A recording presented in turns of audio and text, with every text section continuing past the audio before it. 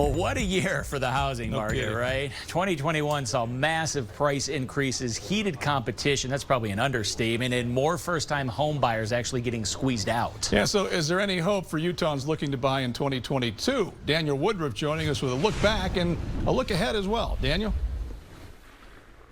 Well, let's be honest, this year was amazing if you own a home or if you happen to sell one. Lots of money to be made in this housing market.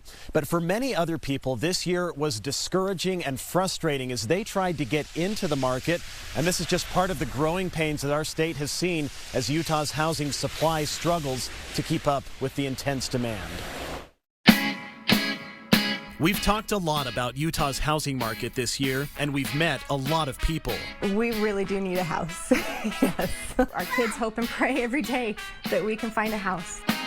In 2021, home prices soared. In some parts of our state, we've had 30% price appreciation. And competition spiked. Homes have sold for way over asking price, sometimes dozens of offers on each one. Didn't matter what you listed your home for, it was going to be an auction. Highest bidder wins. The good news, things have calmed down a little. The last 90, 120 days, we've actually been able to breathe, but it's still what I would call a hot market. Clay Winder is a realtor. How are you feeling at the end of 2021? I'm feeling optimistic and a little tired.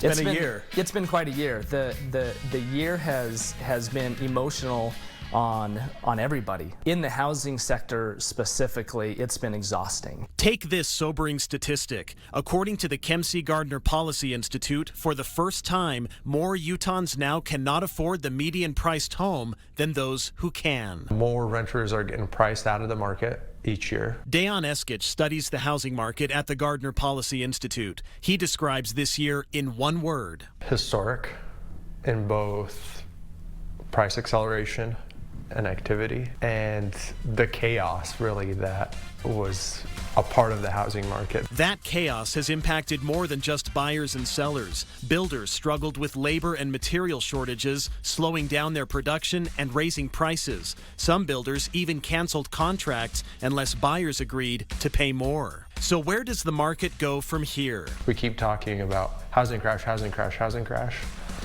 Really, it's still, the market's on fire. Eskich says prices are still rising, just not as quickly. We think prices will go up somewhere between 5 to 7% range, which is pretty normal. Demand also remains high, and there's just not enough supply.